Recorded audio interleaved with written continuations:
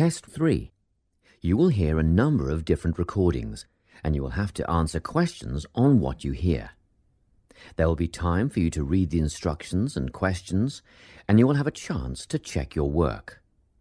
All the recordings will be played once only. The test is in 4 sections. At the end of the test, you will be given 10 minutes to transfer your answers to an answer sheet. Now turn to Section 1. Section 1. You will hear a telephone conversation between a woman who is selling some furniture and a man who is making inquiries about it.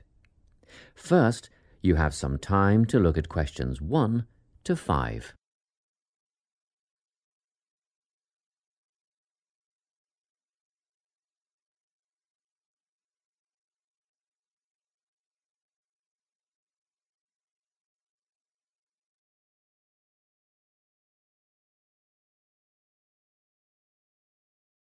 You will see that there is an example that has been done for you.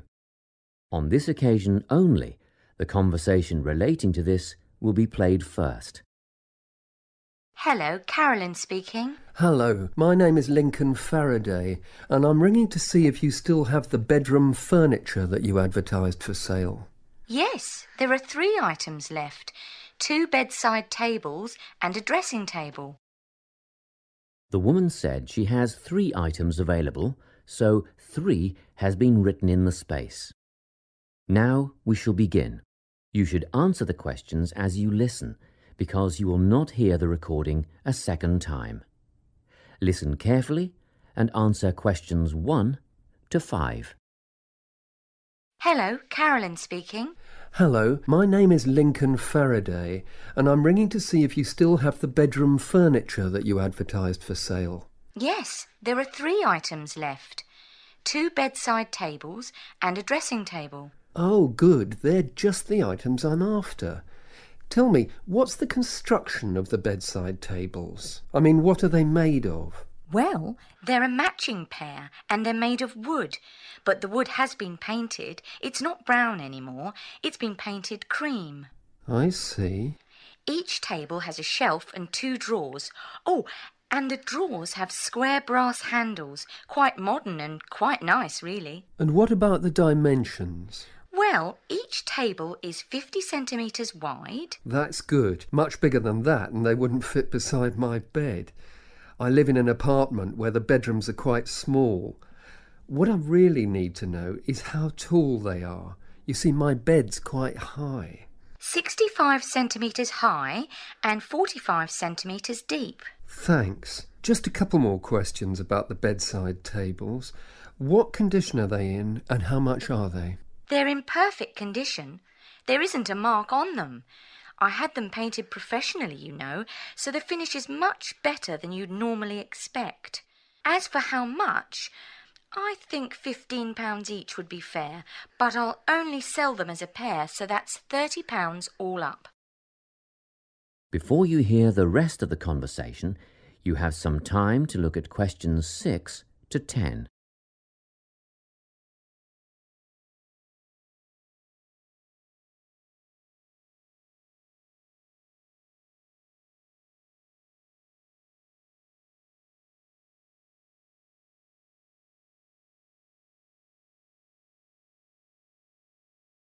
Now listen and answer questions 6 to 10.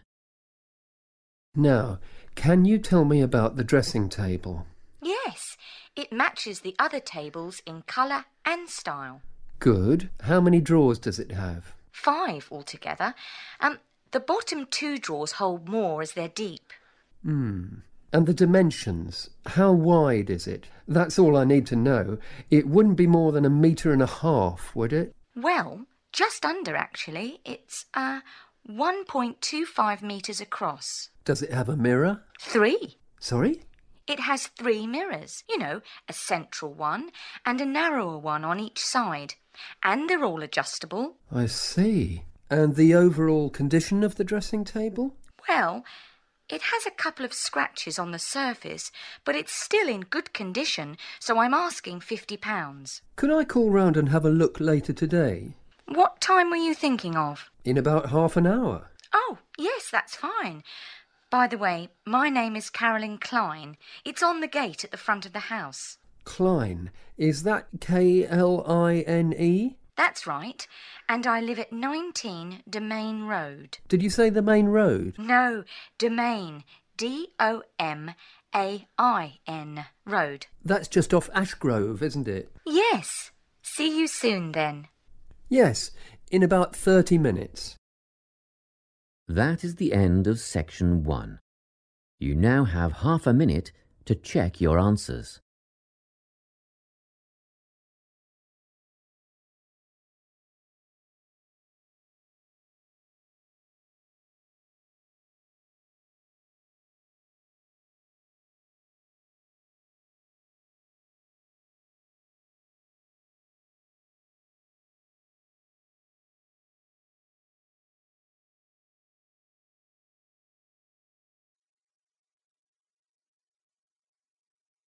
Now turn to Section 2.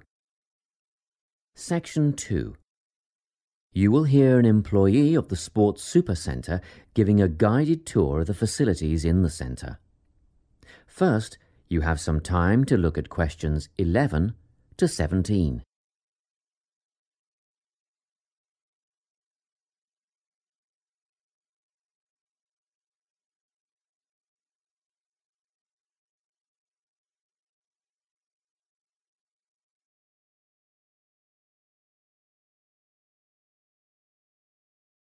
Listen carefully and answer questions 11 to 17. It's so nice to see so many people here on our open day. I hope you'll be impressed by what you see and that you'll all decide to join up. We have tried to cover all aspects of sport and fitness here at the centre. Well, let's start, shall we? As we're standing here at reception looking down the long corridor, you'll notice the car park on your left, where most of you have parked, asks you to reverse into the parking spaces for safety reasons. Also, this morning, a couple of keen potential members rode their bikes right in through the door instead of leaving their bikes outside there on your right, where the secure bike stands are. You may be wondering why there are so many mothers arriving with little children. As we proceed, you'll see that this first room on your right is a creche, where you can leave your little ones for up to 2 hours and they'll be expertly supervised while you work out. After the creche, on the same side of the corridor, is the male locker room with showers, spa and sauna. Opposite that, on your left, there's a staircase leading to the mezzanine floor. You'll not only get a great view out over the playing fields, but you'll also find a coffee shop and snack bar selling a range of wholesome food and drinks, protein shakes, fruit smoothies, that kind of thing. We won't go up the stairs at this point. I'll give you some time later when you can explore at your leisure. Most of you in the group are women, so next let me point out the women's locker room, which has the same facilities as the men's, things like showers, spa and sauna. It's separated from the men's locker room by an office, which the staff mainly use for administrative purposes. As we move on the same side of the corridor as the stairs, you'll see the entrance to the main hall, where they hold yoga classes, aerobics and so on. On the wall here, there is a timetable of all group classes and it is updated regularly. Now, opposite the hall is the gymnasium itself. Go ahead, have a look. Impressive, isn't it? Very spacious, light and airy with all the most modern equipment. As we continue down the corridor past the main hall, on the same side there is a conference room. This is mainly used when the centre is hosting a big sports event of some kind. It gives the officials a quiet place to gather and have meetings and so on. You'll have seen the 400-metre athletics track on your way in beside the car park. We have some pretty big athletics conventions here. Well, after a strenuous workout, I bet there's nothing you'd like more than a swim in the aquatic complex. But first, these rooms on our right are all part of the sports medicine clinic, where you have access to a doctor, physiotherapist, massage therapist, podiatrist and even a sports psychologist if you need one. Of course, you'll need to make appointments, but if you have any questions, just pop in and see the clinic receptionist and she'll help you out. Okay, let's go through the turnstile ahead of us. And here we are, in the aquatic centre. Turn left, past the pool shop where you can buy or hire goggles, swim caps and such like, and we're outside, poolside. Beautiful, isn't it? Especially on a day like today. Go on, dip your toes in the water, and if that's not warm enough for you, then I'll take you to the indoor pool, which is less than half the size, but heated to 32 degrees. Let's go back past the pool shop and through the double doors to the indoor pool.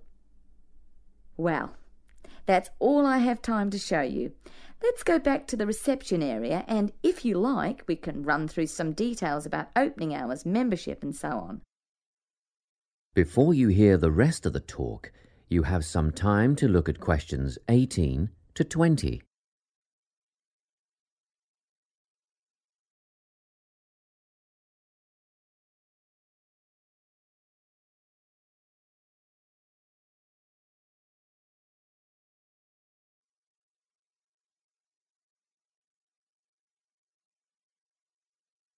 Now listen and answer questions 18 to 20. Now, in this brochure, you'll see the opening hours. The centre is open 7 days from 5 a.m. to 9 p.m. Monday to Friday, except for public holidays which follow Sunday's timetable. On Saturdays, we open at the same time as weekdays and close a little earlier. So that's 5 a.m. to 7 p.m. on Saturdays, and on Sundays everyone gets a sleep in. You can come in between 7 a.m. and 5 p.m. Membership fees cover access to the gym, group classes and the pool. But if you want to join a swim squad to train with a coach, you should inquire at reception for prices and timetables. In the gym, personal training is available from one of our dedicated team of trainers, and reception will have more information on who is free when and what hourly rates apply. However, there is always a certificated instructor on hand in the gym at all times for advice and help. And once your membership is paid, you are entitled to a free health assessment, and you'll get a program designed to meet your own particular needs. You'll need to book a time for this with the gym instructor. Now, if you're a mum or dad, remember you can leave your children in the creche. They take babies from 6 weeks old. Bookings are essential though, and you'll have to check the website for times and pricing. Members are also entitled to tennis lessons on a Tuesday or Thursday from 9 till 10:30, but bookings are essential, so ring Natalie. Her number is here in the brochure to reserve a place. Well, I think that's it. Any questions? That is the end of section 2. You now have half a minute to check your answers.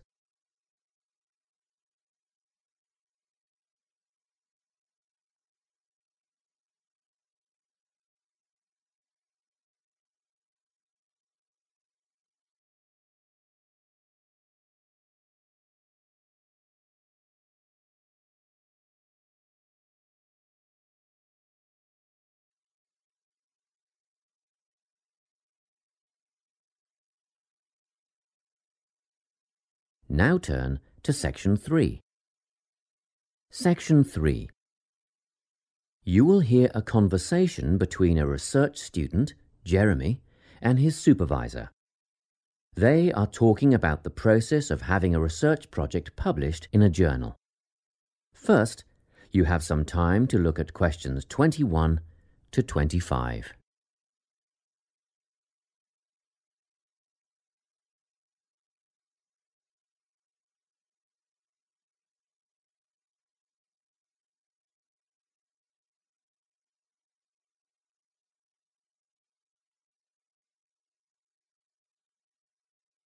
Listen carefully and answer questions 21 to 25.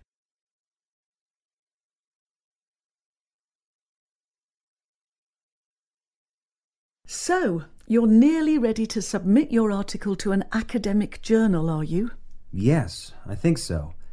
I just wanted to go over all the things I need to do before I submit it. And then I wanted to go over the submission process with you. Great. So, firstly, you need to write an abstract. Make sure it's short and concise. Of course. I forgot all about that. And what about key words? Yes, a lot of students overlook this part and just jot down whatever comes to mind. But take some time to make a list of key words that are accurate and relevant. Okay. Another thing. Could you have a look at my article before I submit it?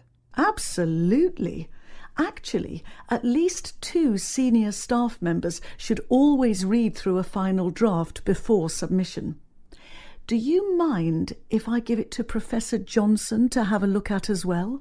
Not at all. I'd be glad to have the feedback. Do you know which journal you want to submit to yet? Not yet. I have a short list of about 3 that I'm interested in. Make that decision soon, because you'll need to adjust your article so that it matches the style guide of the journal you are submitting to. I bet that can take a while. Yes, but after that you are just about ready to submit. One more thing, you'll have to sign the copyright form, just confirming that it's your own work, and then you're good to go.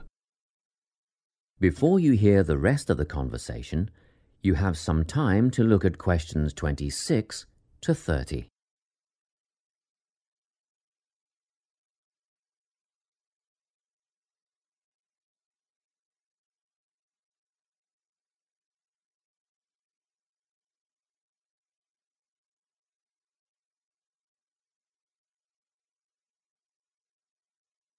Now listen and answer questions 26 to 30.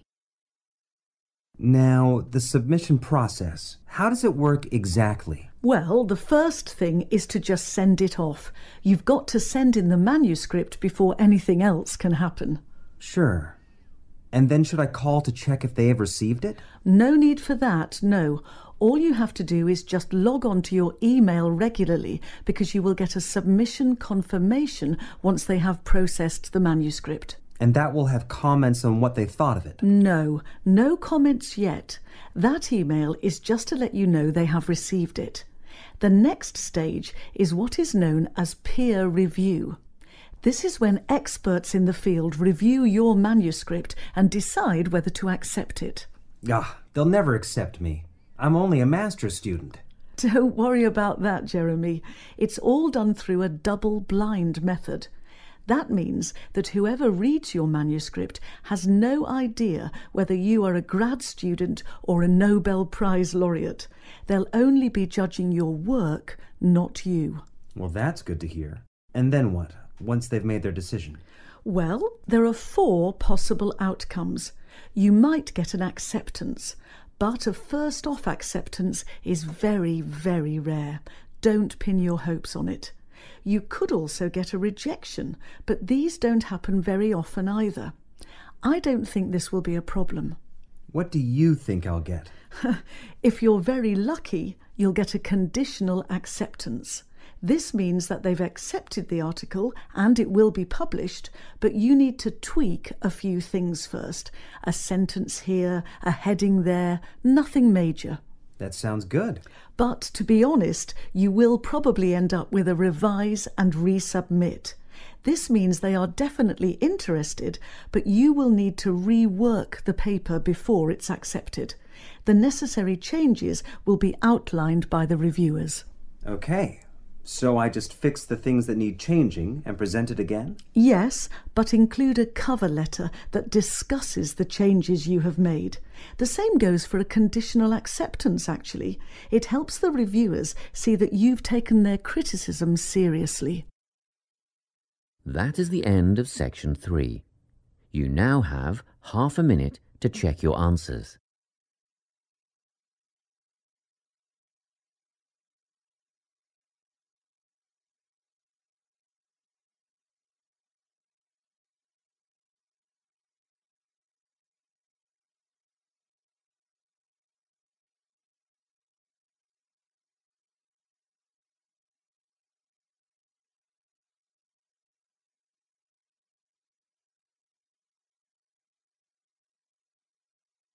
Section 4. You will hear a talk on the importance of soil in organic agriculture. First, you have some time to look at questions 31 to 40.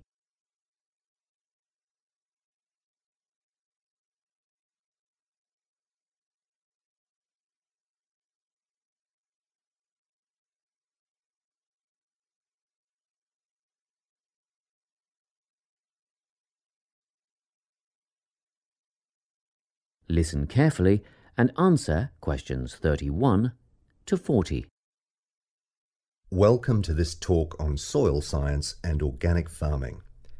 Dirt, soil, earth, loam, mud or dust, it doesn't matter what you call it, is of primary importance in the production of food and other crops. Most people think of it just as a substrate or medium in which plants grow, but it's more than that. It's actually a living entity. Or it should be if it's healthy, and human health is affected by the health of the soil. Healthy, living soil is literally crawling with life. There are the obvious earthworms, which burrow in the soil and help to aerate and improve it, beetles and other hard-backed insects, and various invertebrates like centipedes. Then there are fungi and bacteria, also living forms. Healthy soil needs food, air, and water to help plants grow. And the more nutrients in plants, the more available for humans and livestock. It stands to reason, therefore, that plants grown in poor soil will have few nutrients to pass on to the consumer, whose well-being will be worse off over the long term. So, where do plants get their nourishment? Most of it comes from the soil. Some nutrients are made up of minerals from the earth, while others come from dead plant and animal matter, which is broken down over time by the living insects and other organisms in the soil. Plants depend on these little living creatures to convert minerals and other vital elements into a utilizable form that can be taken up by the plants. And it's a synergistic relationship. In turn, the plants assist those helpful organisms by releasing sugars and enzymes back into the soil. Before I go any further, let's take a look at the structure of soil. Now, if you look at the diagram, you will see that soil is made up of many different layers. Let's start at the bottom. This is the bedrock under all the other layers. The layer above that is called regolith. Here, the bedrock is slightly broken up, but plant roots don't penetrate this layer. Moving up the chart to the next layer, we come to the subsoil, which contains clay and mineral deposits. On top of that is the alluviation or leaching layer. This is quite light in colour and is mostly just sand and silt. As we get near the surface, we find the topsoil. You will hear a lot of talk about topsoil amongst farmers and other agriculturalists. It's the most important layer of all because it's where seeds germinate and roots grow. Now, at the top of the chart, you will see a comparatively thin layer. This is organic matter that is still in the process of decomposition. It mostly consists of leaf litter and humus. Just think of the surface of the forest floor, partly decayed leaves and twigs, that sort of thing. As you can imagine, good soil forms very slowly over time, but it can be lost very rapidly through erosion. And, in addition, soil quality can be affected by pollution due to anything from industrial waste to the artificial fertilizers used by conventional farmers, which have been shown to suppress the diverse life forms in the soil. This is why organic agriculture is the way of the future. Let's take a quick look at the conventional system, which is often based on monoculture, the production of a single large crop. It relies on chemicals for fertilizer and pest control. It is also becoming an increasingly common practice to use genetically engineered seeds. And more chemicals are used to control insects and fungi, which attack crops in storage and during transportation. Also, did you know that there is no requirement for conventional growers to maintain records of their production practices? Organic growers, on the other hand, choose the most environmentally friendly options for dealing with pests and disease problems, working towards prevention in the first place. Some of the strategies they employ include alternating the crops grown in each field, as opposed to monocropping. Because different plants add different nutrients to the soil, by rotating crops, the soil is naturally replenished. This can do away with the need for pesticides, because the problem insects' life cycles are naturally interrupted. Surrounding crops with green waste can not only conserve moisture in the soil, but it can prevent weeds from springing up, and it also feeds the beneficial microorganisms. When it's ploughed under, it feeds the soil by building more organic matter. Organic farmers often release beneficial insects as predators, which precludes the need for artificial pesticides. Animal manure, combined with green waste materials, correctly composted to kill pathogens and weed seeds, fertilizes the soil in a way that encourages life rather than suppressing it. And, by the way, use of manure in organic farming is highly regulated. In fact, all agricultural inputs are evaluated for their long-term effects on the environment, regardless of whether they are synthetic or natural. To sum up, organic farming is the only sustainable way of feeding the people on this planet and keeping both the planet and the people in good health. That is the end of section 4. You now have half a minute to check your answers.